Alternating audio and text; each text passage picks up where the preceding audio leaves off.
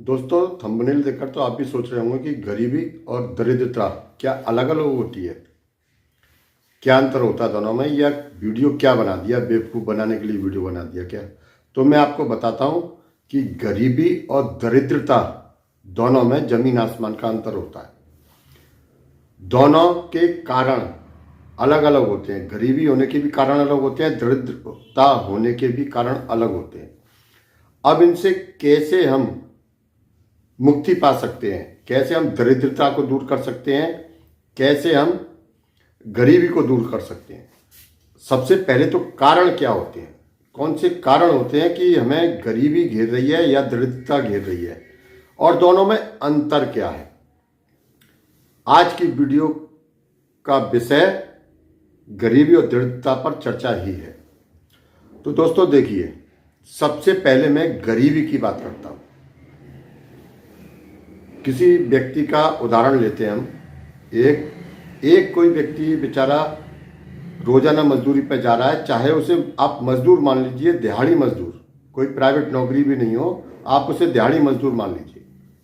वो कमा कर ला रहा है, कमा कर लाने के बाद अब वो घर में उस पैसे से उसके बच्चे शिक्षा पा रहे हैं। घर में बेशक दोनों समय वो सब्जी से खाना खा रहा है, रोटी खा रहा है, लेकिन बच्चे शिक्षा पा रहे हैं, घर में सुकून है, घर में हारी बीमारी नहीं है। यदि कोई रिश्तेदार नातेदार आ जाए तो वो भी खाली पेट नहीं जाता। जैसे कि एक कहावत है कि साईं इतना दीजिए जामे कुटुंब समाए, मैं भी भूखा ना रहूं साधु भूखा ना जाए। तो वो व्यक्ति संतुष्ट है, कोई भी उसके अंदर गलत सोहबत नहीं है। और आप उसके कभी घर जाओ तो उसके घर में आपको बैठने का मन करेगा, लगेगा कि यार यहाँ थोड़ी देर बिताना चाहिए, थोड़ी देर बैठना चाहिए। अच्छा भी लगेगा, बात करने में अच्छा लगेगा, उस व्यक्ति से बात करने में अच्छा लगेगा। दोस्तों, ये हुई गरीबी। अब दरिद्रता,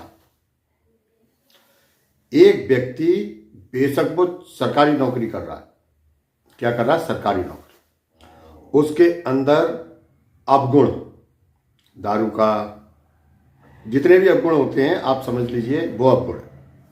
पूरी कमाई घर पे नहीं आ रही है, बच्चे किसी की बात मानते नहीं, अपने माता पिता की बात मानते नहीं, घर में हर समय कलेश, कभी बाप बेटे में कलेश, कभी पति पत्नी में कलेश।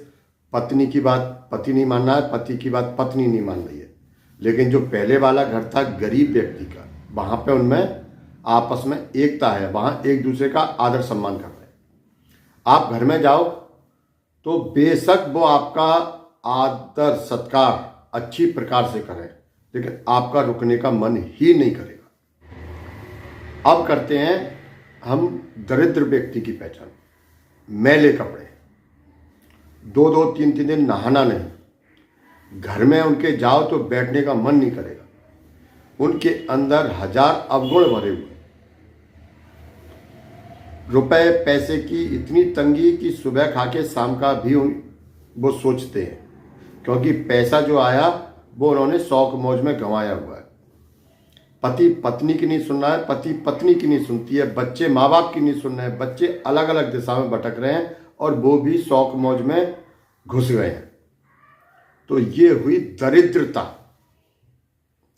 वहां पर देवी देवताओं का अभाव है, वहां पर देवी देवता उनके जो है कुल देवी कुल देवता माता पितर है ही नहीं। वो कभी किसी देवी देवता को मानते भी हैं तो उनकी देवी देवता की पूजा लगती ही नहीं है, वो दरिद्र के दरिद्र ही रहेंगे। वहीं पर जहां पर जो गरीब व्यक्ति है उसके ऊपर उसके जो पितर हैं स्वर्गवासी, उनका आशीर्वाद है, कुल देवी कुल देवता का आशीर्वाद है। वो यदि कोई पूजा पाठ करते हैं, अनुष्ठान करते हैं तो उनको वो फलीभूत होती है, उनकी पूजा उनके देवी देवता स्वीकार करते हैं।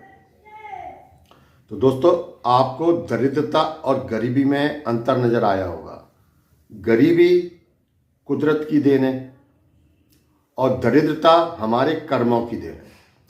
अब कुदरत की देन को हम कुदरत से बदल सकते हैं और अपने कर्म सुधार के हम उसको भी, दरिद्रता को भी बदल सकते हैं। आपके जो भी इष्ट हैं, आप हफ्ते में एक बार उनके मंदिर जरूर जाएं। यदि हफ्ते में नहीं जा सकते किसी कारणवश, तो आप महीने में एक बार जरूर जाने का नियम बना लें। अब झूठ, छल, कपट, ईर्ष्या, ये सब बात छोड़ दीजिए। बिल्कुल मन में इतनी सच्चाई लाइए और आप जिन भी देवी देवता को मानते हैं उनको एकदम समर्पण हो जाओ। भगवान, मैं आपके चरणों में हूँ, मेरा जीवन आपके चरणों में, आप जैसा मुझे रखोगे मैं वैसा ही रहूँगा। रोजाना शाम के समय पूजा करते समय चांदी की कटोरी नहीं तो स्टील की कटोरी में कपूर जलाएं और उसको अपने पूरे घर में घुमाएं। शुक्रवार की शाम को आप थोड़ी सी पीली सरसों लीजिए। पीली सरसों लेकर घर के प्रत्येक कोने में 2-2, 4-4 दाने, यदि छत है तो छत पर भी डालें और उसको थोड़े 2-2, 4-4 दाने डाल दीजिए। शनिवार को सूरज निकलने से पहले घर में झाड़ू लगाएं और वो पीली सरसों उसको बाहर कर दें। आपकी दरिद्रता धीरे धीरे जाने लगेगी। साफ सुथरे कपड़े पहने, प्रयास करें कि रोजाना पहने और रोजाना स्नान करें।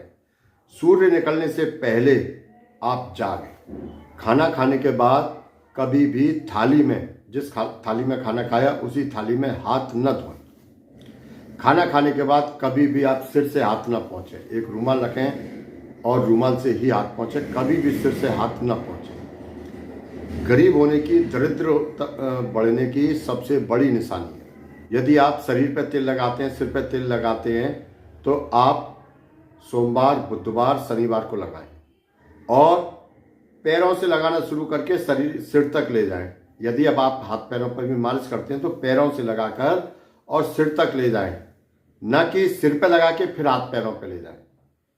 तो ये तेल लगाने का आप तरीका, यदि आप ऐसा करते हैं तो आप उसको बदल दें।